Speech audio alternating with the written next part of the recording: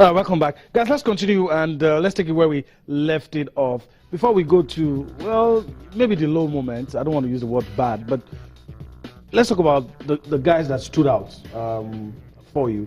I know one player was given Man of the Match award. I don't know if you actually agree with the choice. The journalists at the venue were asked to choose, and a particular player was chosen. But I don't know if you agree if that was your own Man of the Match. No, not really. But you know, apart from being it was the best player for the duration of the tournament. I mean, and I think one key reason why he was voted at, you know, from I think from 7 games or 6 games, he kept clean sheet in Hull. You know, Suraj Ayile, Nassau United goalkeeper, did not concede any goal. I mean, from the round of 16 to the final, then, you know, unfortunately for him, he could not win. But I mean, that was great time for him. But I think Suraj, maybe not the best man of the match for that game. Your opinion, you know, yeah. I think Uche Okafor, that late minute difference save between Ifeanyi Ubah was key because he was key at that moment. He was alerted and he got about from a dangerous situation. Also, I think Kameme Mendrano of FC Ifeanyi Ubah covered a lot of distance, did a lot of dirty job at the middle of the park, and then Esosa Igbinoba for Nassau United also did a great job in the midfield. So I think a lot of players really stood up. But you know, Suraj, like I said, when you play about 6-7 games in the tournament and you kept clean sheet in LOL, I mean, it was a great tournament for him. All right, Onyechi, I don't know if you have any other player in mind looking at the final, apart from, you know, Suraj. Well, I think the player that scored the last penalty, you know, Adeleye, and I'm happy that Genotro was at the Teslim Balogun Stadium to see, you know, we're talking about the defensive frailties sometimes of the national team. I've watched that player against MFM at the Agge Stadium on the final day of the season. I was telling Toby that that boy Adeleye should be in the national team. I mean, scoring the last penalty is not it's not easy. It takes a lot of nerve. Yeah, not even when you are aware that if you score, your team will win. Your team will win, and the aspiration of the team and the fans are on your shoulder. So he kept it. He kept his composure and hit it very hard. Not too much, you know, fanciful play, but directed very, very well. Knew that the job done. Allowed the goalkeeper to move. Knew the goalkeeper was going to move, but you know, it was a bullet. You know, for me, that's a great player. All right, we have to do this. Let's talk about some of the moments, some of the things that happened in that final. Not that we want to criticize, but they were not too good. That probably we shouldn't be seeing in years to come. Let me allow you guys to talk about it. I mean, a lot. But let's just talk about a few. Let me start with Onyechi, because some of the things that, you know, in a final we shouldn't be seeing. Yeah, I have this impression. Maybe I stand to be corrected, Yomi, that the federation is not taking this tournament seriously.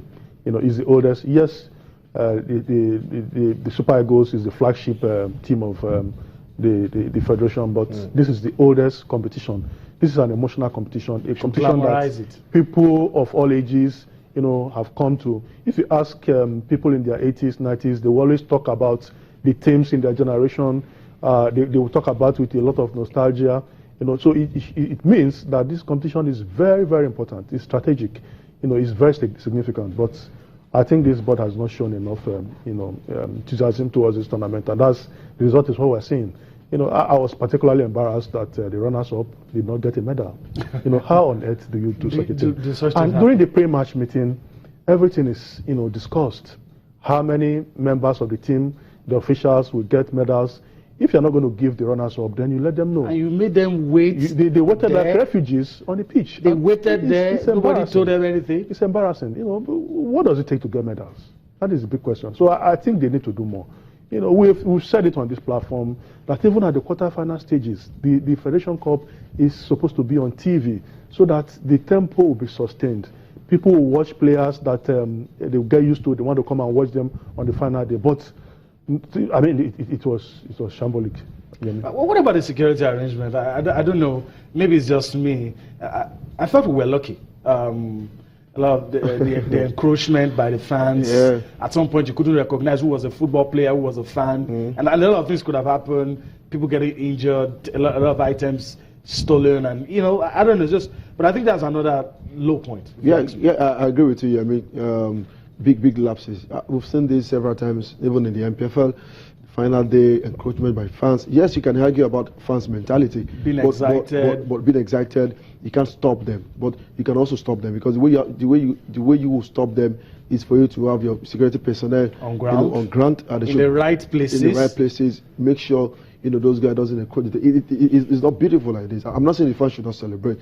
And we find it very difficult with our fans' mentality. They want to come to the pitch. They're excited. They want to celebrate with their team. Spent good number of minutes begging the fans to leave, even allow the players come and collect their medals. The fans, find a way to get into the VIP box.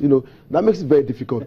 You could hardly count up to 50 policemen, and this brings a lot of argument about the MPFL. I mean, the state FA organizing the Federation Cup, or the state league, are not getting involved.